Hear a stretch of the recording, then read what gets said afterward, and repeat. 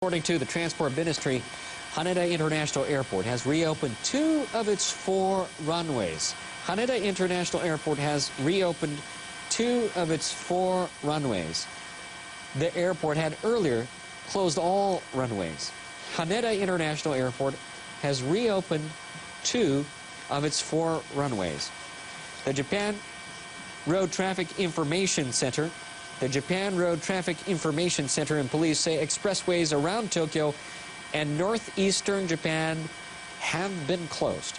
The Japan Road Traffic Information Center and police say expressways around Tokyo and northeastern Japan have been closed.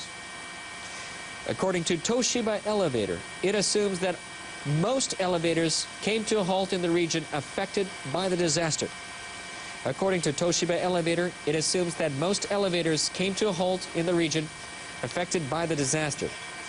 At the moment, the company has been collecting information about mechanical troubles. The Industry Minister's Nuclear and Industrial Safety Agency has put in place an emergency center for the earthquake. It'll collect information concerning damages caused by the earthquake to nuclear power plants around the country. For those of you who just tuned into NHK World, you're seeing live coverage of Miyagi Prefecture in the Sendai area where a tsunami has struck. A major earthquake hit Japan on Friday afternoon. Japan's meteorological agency says the quake measured magnitude 8.4. The agency has issued a tsunami warning for Japan's Pacific coast. Some of that tsunami already hitting areas like this one as you see live. Miyagi Prefecture in Sendai area where tsunami went upstream and has engulfed some farmland, some homes, cars, trucks, and boats. The agency says, meanwhile, the Industry Ministry's Nuclear and Industrial Safety Agency says it will have a news conference every hour to bring the latest information about the damage caused by the earthquake, obviously to power plants around the country. 5 have been shut down. Japan's meteorological agency has revised the magnitude of the quake to 8.4 from 7.9. It's the largest earthquake since the Great Hanshin earthquake back in 1995.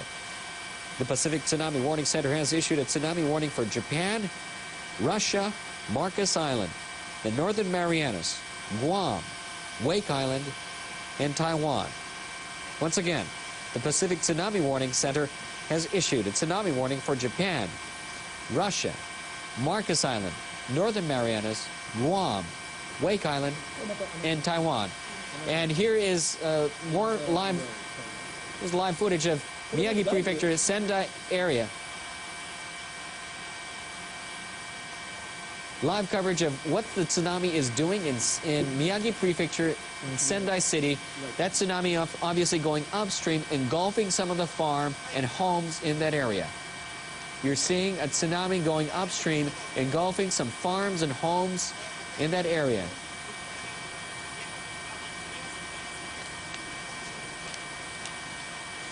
Major earthquake hitting Japan on Friday afternoon. Japan's meteorological agency says the quake measured 8.4. The agency has issued a tsunami warning for Japan's Pacific coast. That tsunami obviously engulfing some areas in Miyagi Prefecture, as we're showing from our live helicopter coverage in Sendai. In northeastern Japan's Iwate Prefecture, tsunami waves of over 4 meters were observed soon after the quake. The agency is warning that the tsunami could reach between 6 to 10 meters. Japan's meteorological agency has revised the magnitude of 8.4 from 7.9, the largest earthquake since the Great Hanshin earthquake back in 1995. During that time, the earthquake was the size of 7 on the Japanese seismic scale of 0 to 7. It is the same highest level, 7 on the Japanese seismic scale of 0 to 7. Obviously, we can see from this live coverage from our helicopter in Miyagi Prefecture, Sendai, Japan, big part of that area has been flooded from the tsunami. The Pacific Tsunami Warning Center has issued a tsunami warning not just for Japan, once again for Russia as well, Marcus Island, Northern Marianas, Guam, Wake Island, and Taiwan. For those of you living near the coast or are near the coast, please move to higher ground as soon as possible. Another tsunami is hitting Miyagi Prefecture, Sendai, Japan.